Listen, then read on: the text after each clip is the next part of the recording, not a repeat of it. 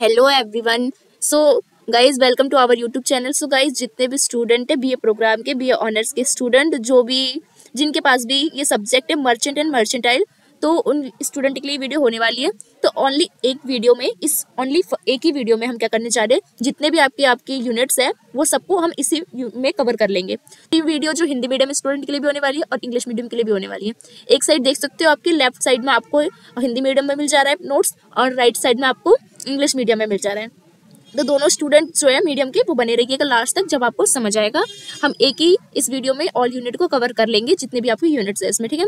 तो चलिए स्टार्ट करते हैं आज की हमारी वीडियो। सो वीडियो को स्टार्ट करने से पहले अगर आप हमारे चैनल पर नए आए हो तो नीचे दिए गए बेल आइकन को दबा के चैनल को सब्सक्राइब कर दीजिए, जिससे सारी नोटिफिकेशन आपके पास जल्द से जल्द पहुंच जाए। साथ ही आप हमारे टेलीग्राम चैनल से भी जुड़ सकते हैं। हमारे टेलीग्राम चैनल से अगर ये नोट्स आप परचेज करना चाहते हैं, ओनली 50 रुपीज़ में Hindi medium and English medium दोनों के नोट्स आपको मिल जाएंगे, ऑल यूनिट्स ओनली 50 रुपीज़ में।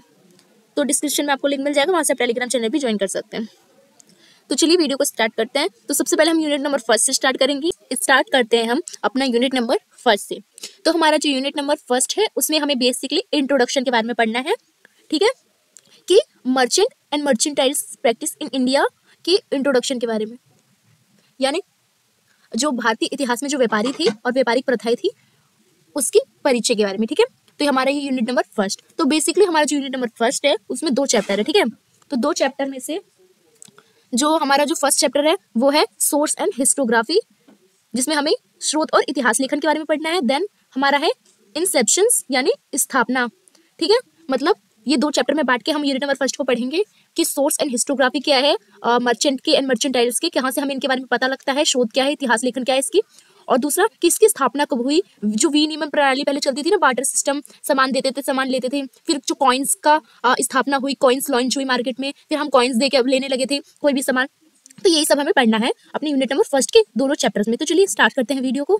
तो सबसे पहले ये जानिए कि अभी मैं इंट्रोडक्शन बताती हूँ, चैप्टर स्टार्ट नहीं कर रही, ये बता रही हूँ कि क्वेश्चन भी बन सकता है आपके कि मर्चेंटाइल्स और मर्चेंट वो होते क्या है, या तो ये भी आ सकता है क्वेश्चन की जो मर्चेंट और मर्चेंटाइल्स है यानी जो व्यापारी है और व्यापारिक प्रथाएं हैं, इसके सोर्स बताइए, स्रोत बताइए, इसकी हिस्टोग्राफी बताइए, इसके इतिहास लेखन बताइए। तो ये क्वेश्चन भी बन सकता है। तो सबसे पहले हम जानते हैं कि हमारा जो यूनिट है या हमारा जो सब्जेक्ट है उसमें बहुत ज्यादा आपको हमारा सब्जेक्ट ही है मर्चेंट। तो मर्चेंट होते क्या है, सबसे पहले यही जानेंगे हम, ठीक है।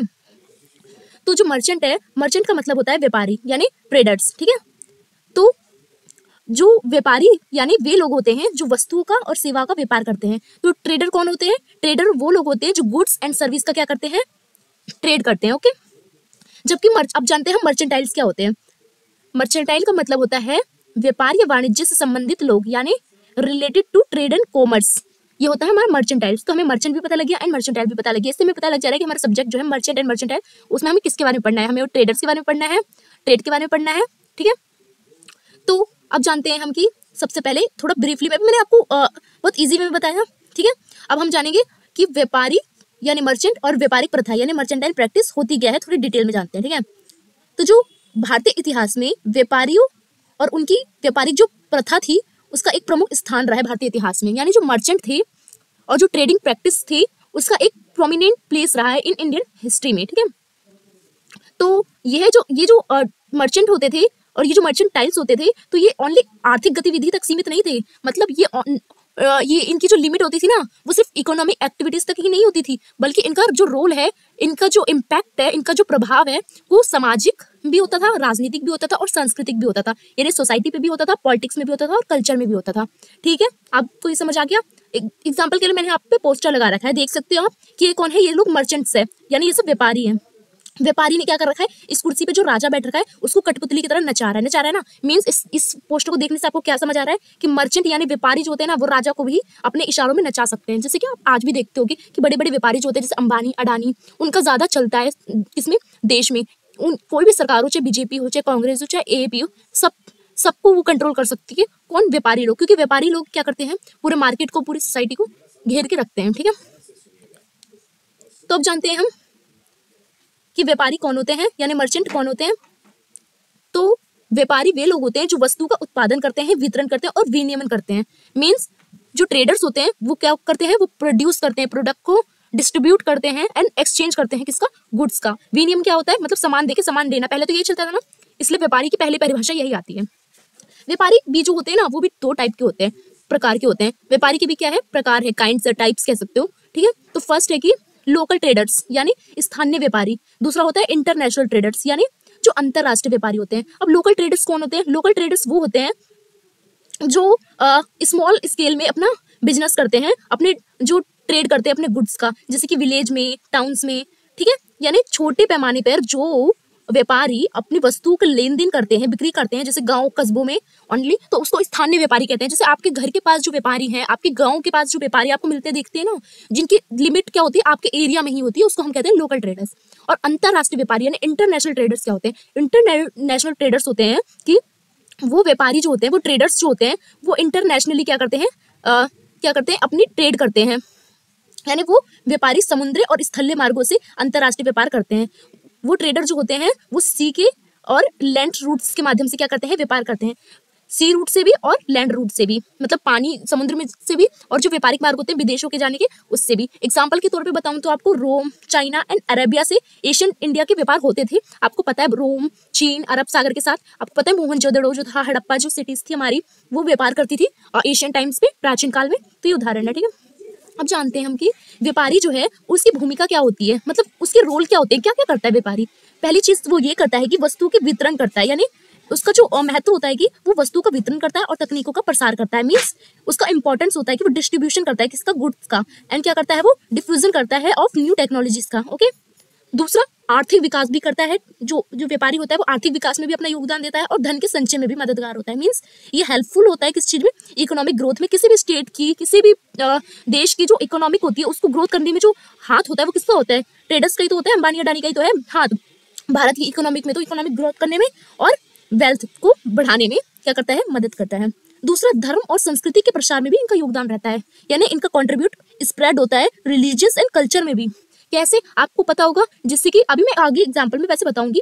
जैसे कि बौद्ध धर्म था, जो विदेश के लोग उस समय भारत आते थे ट्रेड करने, तो उन्होंने देखा कि यहाँ पे एक बौद्ध धर्म है, तो यही से बौद्ध धर्म ट्रेड के माध्यम से तो दुनिया के अलग अलग जगह पे फैला है। आज आपको पता होगा बौद्ध धर्म बहुत दूर दूर तक फैला हुआ है, अलग अलग सिटीज में। तो ये ट्रेड और कल्चर का भी जो होता है वो एक दूसरे से क्या होते हैं, जुड़े होते हैं, ठीक है। अब हम जानेंगे मर्चेंटाइल्स यानी व्यापारिक प्रथाएं, ठीक है।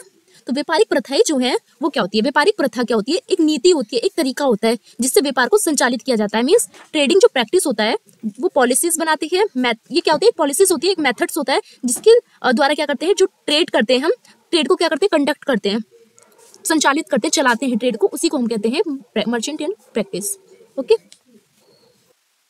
तो अब जानते हैं कि हम मर्चेंटाइल प्रैक्टिस यानी व्यापारिक प्रथाएं जो है उसकी विशेषताएं क्या है, उसके फीचर्स क्या है। फर्स्ट है कि इसमें क्या होता है, एक व्यापारी जो होती है, इसकी व्यापारिक प्रथा की ये एक अच्छी बात है कि इसमें एक गिल्ड्स होता है, यानी व्यापारियों का समूह होता है, ठीक है। गिल्ड्स क्या होता है, एक व्यापारियों का समूह होता है, ठीक है। गिल्ड्स क्या करता है, व्यापार को संगठित और सुरक्षित बनाने में मदद करता है। जो गिल्ड्स है वो ऑर्गेनाइज करने के लिए एंड सिक्योर करने के लिए ट्रेड को क्या करता है, शक्ति देता है, ठीक है। और ये कीमतों को भी नियंत्रित करता है और व्यापारियों के हितों की भी रक्षा करता है। मीन्स कंट्रोल करता है प्राइसेस को और प्रोटेक्ट करता है इंटरेस्ट ऑफ जो ट्रेडर्स है। उदाहरण के लिए श्रेष्ठनी नामक एक व्यापारी संघ है जो क्या करता है, देखता है कि कौन से व्यापार कैसे हो रहा है, कैसे चल रहा है, अगर उसके दाम बढ़ रहे हैं तो उसको कंट्रोल करने का काम करता है, ठीक है।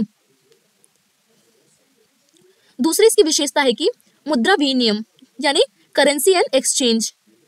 तो ट्रेड मर्चेंटाइल पर जो मतलब मर्चेंटाइल जो है, जो व्यापारिक प्रथा है, उसका दूसरा ये विशेषता है कि वो मुद्रा का विनिमय करता है ना, एक मुद्रा हम दूसरे को देते हैं, सामान लेते हैं, तो होता है ना एक्सचेंज, करेंसी का एक्सचेंज होता है। व्यापारी लेन देन के लिए सोने, चांदी और तांबे के सिक्के का उपयोग होता था पहले, आपको पता है एशियन टाइम पे गोल्ड, सिल्वर, कॉपर, कॉइन्स, इन सब का क्या होता था, ट्रांजेक्शन होता था। आज हम पैसे का करते हैं, जैसे उसको हम क्या कहते थे, बार्टर प्रणाली भी कहते थे, ठीक है, वस्तु विनिमय, ठीक है, बार्टर सिस्टम। तीसरी विशेषता होती है कि स्थलीय और समुद्री मार्ग से दोनों तरफ से व्यापार हो सकता है इस प्रथा में। मतलब हम इसमें स्थल के मार्ग से भी और जो नदी समुद्र होती है उसके माध्यम से भी व्यापार करते हैं, ठीक है। तो स्थलीय मार्ग से कैसे करते हैं और समुद्री मार्ग से कैसे करते हैं, तो जो ट्रेड है वो किसके, सिल्क रूट, सेंट्रल एशिया और एंड चाइना से होता आया है हमेशा से, स्थलीय मार्ग से। आपको पता होगा सिल्क रूट किसे कहते हैं, आपको पता होगा जहां से भी अरब वाले कंट्रीज जैसे कि दिल्ली सल्तनत और जो मुगल्स आए थे, तो सब जो अरब पाकिस्तान से एरिया है ना, जो अरब जाने का, आपने मैप पे देखा होगा, जो आते हैं अरब कंट्रीज, पाकिस्तान, अफगानिस्तान वाला जो एरिया होता है ना, मतलब जम्मू कश्मीर से जो इस साइड जाता है पाकिस्तान की साइड, इसको कहते हैं हम सिल्क रूट। तो सिल्क रूट के माध्यम से भी ट्रेड होता है और समुद्री मार्ग से भी होता है, जैसे कि अरब सागर और जो दक्षिण पूर्व एशिया, सागर, बंगाल की खाड़ी, इन सब से भी होता है। चौथी इसकी विशेषता है कि ये धार्मिक और सांस्कृतिक प्रभाव भी डालता है, मतलब रिलीजियस एंड कल्चर इन्फ्लुएंस भी डालता है। व्यापारिक प्रथाओं ने बौद्ध धर्म, जैन धर्म और हिंदू धर्म को बहुत ज्यादा प्रसारित किया है। जो भी ये ट्रेडिंग प्रैक्टिस थी उसने स्प्रेड किया है बुद्धिज्म, जैनिज्म एंड हिंदुइज्म को पूरे वर्ल्ड वाइड में, ठीक है, पूरी दुनिया में। तो अब जानते हैं कि हम हिस्टोरिकल बैकग्राउंड ऑफ ट्रेडर्स, यानी जो व्यापारी थे उसकी ऐतिहासिक पृष्ठभूमि कैसी थी, पहले जो थे वो व्यापारी कैसे थे और अब कैसे हैं, उसको हम जानेंगे। ओके, भारतीय इतिहास में व्यापारी वर्ग का स्थान प्राचीन काल से ही बहुत ज्यादा महत्वपूर्ण रहा है। जो मर्चेंट थे, मर्चेंट क्लास का इंडियन हिस्ट्री में बहुत ज्यादा इंपॉर्टेंट रहा है। कब से? सिंस एशियन टाइम से। सभ्यता से लेकर मध्यकालीन भारत तक व्यापार और वाणिज्य गतिविधियों ने भारत की समाज और अर्थव्यवस्था को आकार दिया है। हम देखते हैं इंडस वैली सिविलाइजेशन से लेकर चाहे मेडिवल पीरियड था, मुगल्स एंड दिल्ली सल्तनत का, तब से ही क्या हो रहा है, इंडिया जो है वो ट्रेड एंड जो कमर्शियल एक्टिविटीज है उसको स्प्रेड कर रहा है उस क्या इंडियन सोसाइटी एंड इकोनॉमिक्स में, ठीक है। तो सिंधु घाटी सभ्यता, महाजनपद काल और गुप्त काल और मौर्य काल में हम देखते हैं कि ये प्राचीन टाइम के हैं, एशियन टाइम्स के हैं सिटीज और जो सभ्यताएं थी जिसमें क्या हो रहा था, ट्रेड्स बहुत ज्यादा स्प्रेड हो रहे थे, बढ़ रहे थे। तो Indus Valley civilisation, Mahajanapada period and Guptas and Maurya periods, तो यह सभ्यता व्यापारिक गतिविधि के लिए बहुत ज्यादा प्रसिद्ध थी। तो इंडस वैली सिविलाइजेशन में फॉर्म्स जो था ट्रेडिंग का वो बहुत ज्यादा पॉपुलर थी। आपने पढ़ा भी होगा इंडस वैली सिविलाइजेशन में, उसमें मेसोपोटामिया, फारस, अन्य सभ्यताओं के साथ हमारे व्यापार होते थे, हमारे व्यापार बहुत ज्यादा होते थे मेसोपोटामिया, अदर जो सिविलाइजेशन थे उससे। महाजनपद काल में भी हम देखते हैं कि इस काल में भी व्यापारियों ने विभिन्न साम्राज्यों के आर्थिक ढांचे को मजबूत किया है। तो महाजनपद काल में भी हम देखते हैं कि ड्यूरिंग मर्चेंट जो होते थे उन्होंने इकोनॉमिक स्ट्रक्चर बहुत ज्यादा उनका क्या था, जिन्होंने एम्पायर को बहुत ज्यादा मतलब बड़ा बनाने के लिए काम किया है। गुप्त काल में भी हम देखते हैं जिसको वाणिज्य के कारण ही स्वर्ण युग भी कहा जाता था। तो इसमें भी हम देखते हैं कि व्यापारियों ने इस काल में बड़े पैमाने पर व्यापारिक संघ बनाए थे नॉर्दर्न और साउथ वे में। तो अब जानते हैं कि हम जो व्यापारियों की सामाजिक और सांस्कृतिक स्थिति कैसी थी एशियन टाइम पे, यानी सोशल एंड कल्चर जो स्टेटस था और ट्रेडर्स वो कैसा था। तो भारतीय समाज में व्यापारियों को एक विशेष वर्ग के रूप में देखा गया है। जो ट्रेडर्स है उससे हमेशा से एक स्पेशल क्लास के रूप में इन सोसाइटी में, हमारे भारतीय सोसाइटी में देखा गया है। जैसे आप देख सकते हो, अभी भी देख सकते हो, पहले भी ऐसे देखते थे, अंबानी, अडानी जैसे बड़े बड़े बिजनेसमैन। तो वर्ण व्यवस्था में भी क्या है, ट्रेडर्स का एक स्थान दिया गया है। इतना इंपॉर्टेंस है ट्रेडर्सों का। सोचो भारतीय इतिहास में कि वर्ण को भी एक ट्रेड, जो बनिया जो होते हैं और जो वो वैश्य होते हैं उसको वैश्य पूरा एक वर्ण बना दिया है। किसके लिए? ट्रेडर्सों के लिए एक पूरा वर्ण दे दिया है जिसको कहते हैं हम वैश्य। तो प्लेस इन द वर्णा सिस्टम में भी हमें ये देखने को मिलता है कि भारतीय समाज में व्यापारियों को वैश्य वर्ग में रखा गया है, ठीक है। धार्मिक जुड़ाव भी है व्यापारियों के साथ। कैसे? व्यापारियों ने मंदिर का निर्माण कराया, अन्य धार्मिक कार्यों में योगदान दिया है, कंट्रीब्यूट किया है टेंपल के कंस्ट्रक्शन में एंड अदर रिलीजियस वर्क में। क्या करते थे? क्योंकि इनके पास बहुत पैसे होते थे, वेल्थ होते थे, तो ये क्या करते थे, देते थे मंदिर बनाने का। आज भी देखते हो सड़क बनवा लेते हैं, कुछ कर लेते हैं, फिर उनके लिए टैक्स फ्री हो जाता है। तो वो ही क्या करते हैं, ट्रेडर्स हमेशा से यही काम करते हैं। तो इनका हमेशा से धार्मिक सांस्कृतिक में जुड़ाव रहता है। सांस्कृतिक और कला में भी ट्रेडर्स का हमेशा से इंपॉर्टेंस रहा है। कैसे? व्यापारिक गतिविधियों के कारण भारतीय संस्कृति का प्रसार हुआ है दक्षिण एशिया, पूर्व एशिया और अन्य क्षेत्रों में। जैसे मैंने बताया था, कल्चर एंड आर्ट्स में कैसे ट्रेडिंग एक्टिविटीज के थ्रू क्या हुआ, कल्चर को स्प्रेड किया गया साउथ ईस्ट एशिया और अदर कंट्रीज में, और अपने जो रिलीजन है उनको भी। तो तीसरा, business practice and their role, यानी व्यापारिक प्रथाएं और उनकी भूमिका क्या है। तो जो भारतीय व्यापारी और जो उसकी प्रथा है वो क्या है, एक अद्वितीय और व्यवस्थित है, यानी ये यूनिक है और एक सिस्टमैटिक है, ठीक है। तो स्थानीय और अंतरराष्ट्रीय व्यापारी में बटे होते हैं व्यापारिक प्रथाएं, लोकल एंड इंटरनेशनल ट्रेडर्स में। जैसे मैंने आपको ऊपर भी बताया था, जो ट्रेडर्स होते हैं लोकल लेवल पे मार्केट करते हैं उनको लोकल कहा जाता है, जो इंटरनेशनल तौर पे करते हैं उनको इंटरनेशनल कहा जाता है। संगठन की स्थापना भी इसमें होती है, जैसे कि मैंने गिल्ड्स की बात की थी, ठीक है। ऑर्गेनाइजेशन, मुद्रा विनिमय प्रणाली होती है, करेंसी एक्सचेंज सिस्टम, जैसे बार्टर सिस्टम भी पहले होता था। तो ये भी किसका होता है, बिजनेस प्रैक्टिस का एक वो होता है, रोल होता है। तो हम जानते हैं जो हमारा यूनिट नंबर फर्स्ट का चैप्टर नंबर फर्स्ट है, अभी तक हम इंट्रोडक्शन जान रहे थे कि आपको कोई भी क्वेश्चन जो है वो आप कैसे करोगे, क्योंकि आपको पता होना चाहिए कि मर्चेंट वगैरह थे क्या, मर्चेंटाइल्स। अब हम स्टार्ट करते हैं यूनिट फर्स्ट। जो हमें इसमें ये पढ़ना है कि आपका क्वेश्चन भी बन सकता है कि मर्चेंट एंड मर्चेंटाइल्स की हिस्टोग्राफी एंड सोर्स बताइए, शोध और इतिहास लेखन बताइए कि कहाँ से आपको पता लगता है इन लोग के बारे में कि ये लोग थे इतिहास से ही।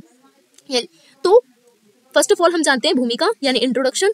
तो भारतीय इतिहास में जो व्यापारी थे और उनकी जो व्यवसायिक प्रथाएं थी, यानी उनकी जो व्यापारिक और जो व्यवसाय प्रथा थी, यानी जो मर्चेंट्स थे और जो मर्चेंट प्रैक्टिस थी, इसके इंडियन हिस्ट्री में एक हाईली इंपॉर्टेंस रहा है, शुरू से देखने को हमें मिलता है। ठीक है, ये हमें जो हिस्टोरिकल एंड जो कल्चर पॉइंट है, इसके थ्रू, इसके पॉइंट ऑफ व्यू से हमें देखने को मिलता है।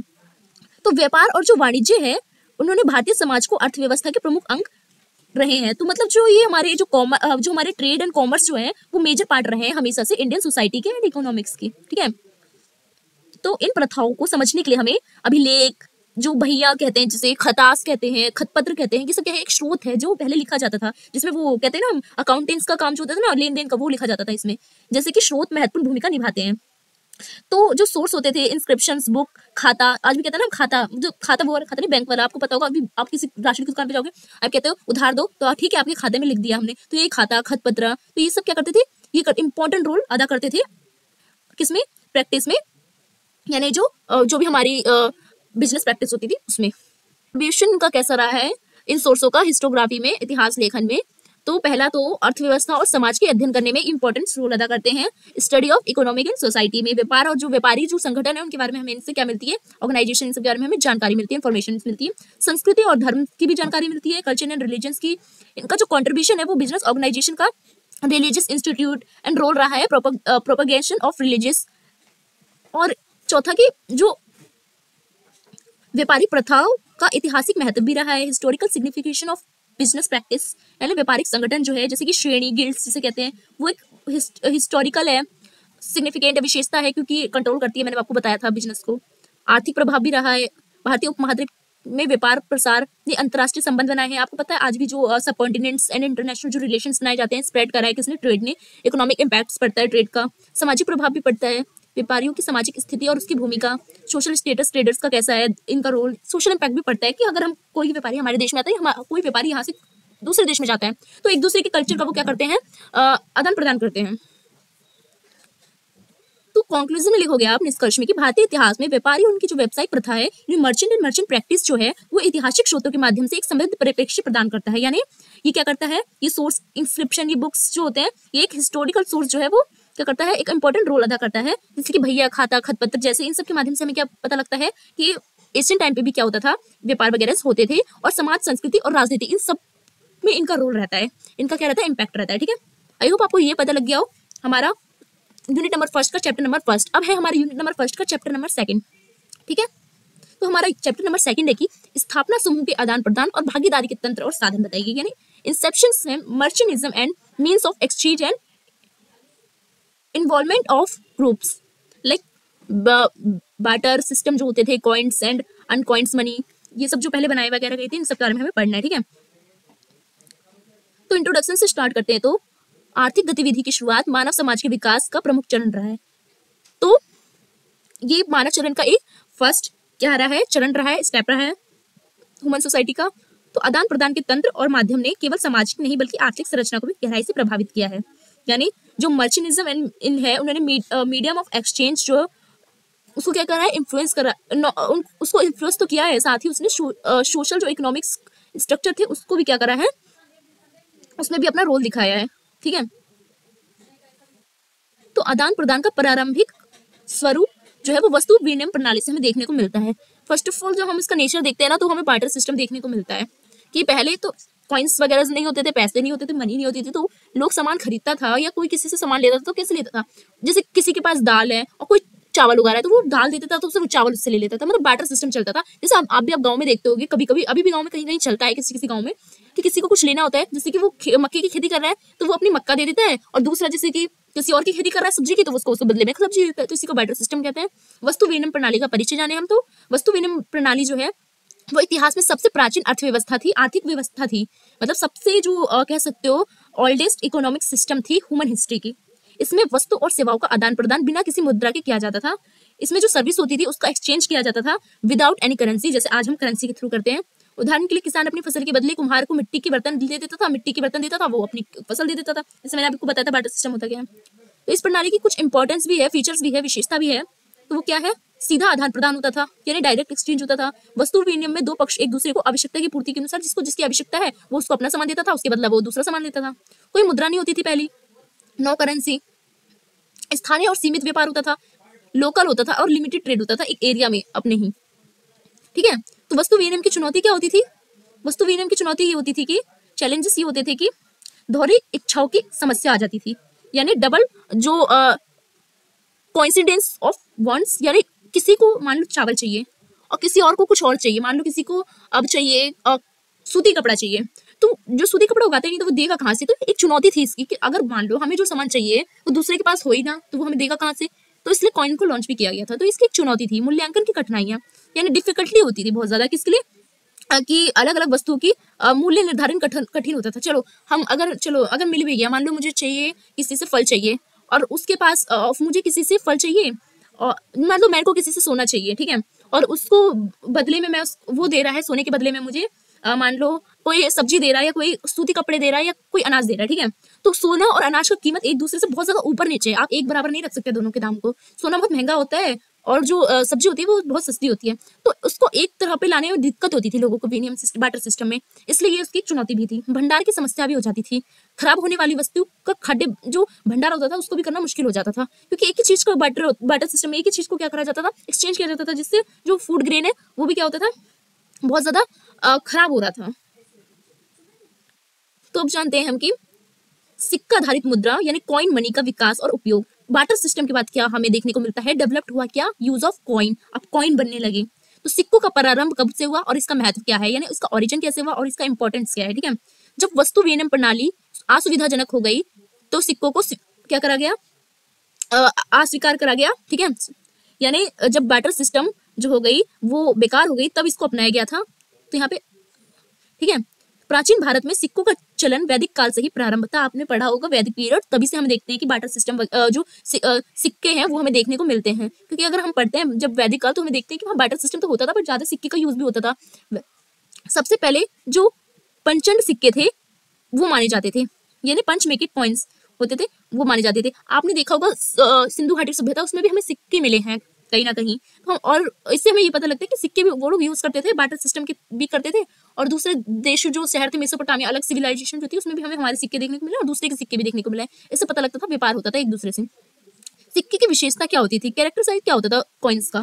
पहली तो ये होती थी मूल्य की मान्यता होती थी, हर सिक्के की एक अपनी वैल्यू होती थी, ठीक है। सिक्के का मूल्य शासक या प्राधिकरण द्वारा सुनिश्चित किया जाता था, जैसे आज करती है ना आरबीआई, जैसे कि रुपए की दाम कितने होंगे वैसे ही। और क्या होती थी? पोर्टेबिलिटी होती थी, सुवायता होती थी, यानी सिक्के हल्के और छोटे होते थे, सिक्के का उनका परिवहन आसान होता था, मतलब सिक्के बहुत ज्यादा लाइट होते थे, स्मॉल होते थे, जिससे आसान से उसका ट्रांसपोर्ट हो जाता था, किसी को भी दे देते थे, कभी भी वो आराम से रख सकता था उस चीज को। संग्रह करने में भी इजी होते थे, क्योंकि ये अनाज तो नहीं है जो खराब हो जाएगा, तो सुरक्षित रहता था पैसे, सिक्के, ठीक है, खराब भी नहीं होते थे, जैसे मैंने बाटर सिस्टम में बताया था बेकार हो जाते थे अनाज। सिक्कों के प्रकार भी होते थे, टाइप्स ऑफ कॉइन्स। सिक्के जो होते थे वो धातु आधारित सिक्के होते थे, मेटल बेस्ड कॉइन्स होते थे, सोना चांदी तांबा आदि से बने हुए।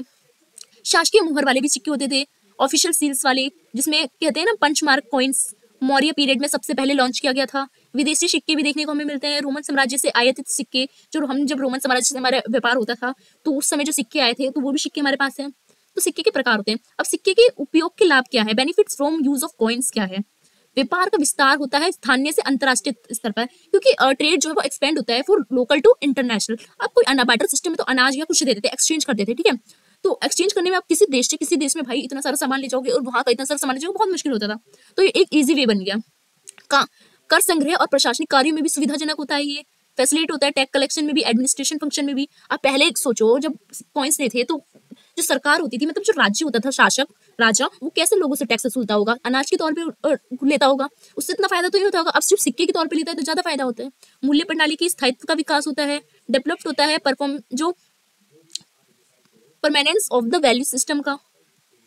तीसरा है कि असिक्का आधारित मुद्रा जो है, अनकॉइन मनी और अन्य माध्यम। अब देखो, पहला चीज तो हमने ये जाना कि बार्टर सिस्टम था जिसमें सिक्का नहीं था, दूसरा था कि सिक्का था, अब तीसरा है अनकॉइन मनी। अब ये कैसे है इसको जानते हैं, ठीक है। प्रारंभिक असिक्का आधारित मुद्रा कौन सी थी, ठीक है। वस्तु को मुद्रा के रूप में इस्तेमाल करना, टू यूज जो होता था कमोडिटीज एज करेंसी। उदाहरण के तौर पे अनाज, गाय और अन्य मूल्यवान वस्तु, ये भी बार्टर सिस्टम की तरह ही होता था, ठीक है। कागज मुद्रा का फिर आगमन हुआ, फिर क्या हुआ? अराइवल हुआ पेपर मनी का, जो आज हम देखते हैं नोट्स वगैरह। भारतीय इतिहास में कागजी मुद्रा का चलन मुगल और ब्रिटिश काल के दौरान हुआ था, पहले नहीं था। मिडिवल पीरियड में एंड मॉडर्न पीरियड था, इसमें इसको क्या हुआ था हमें देखने को मिलता है। पेपर जो नोट्स है इनका, बैंक नोट्स ने व्यापारिक लेन देन को बहुत ज्यादा आसान बना दिया था। बैंक नोट्स ने बहुत ज्यादा सिंप्लीफाइड कर दिया था बिजनेस ट्रांजेक्शन को। हड्डी और अन्य वित्तीय दस्तावेजों का भी उपयोग होता था, यानी use of hundis and other financial documents का भी उपयोग होता था। हड्डी का कैसे, व्यापारिक लेन देन के लिए लिखित आदेश के रूप में क्या करा जाता था, इसका उपयोग होता था।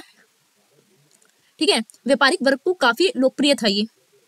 दूसरा था क्रेडिट सिस्टम, उधारी और व्यापारिक बिल का उपयोग जो होता था, जिसे borrowing and use of trading bills भी कहा जाता था। चौथा था समूह की भागीदारी, यानी व्यापारिक समुदाय, यानी जो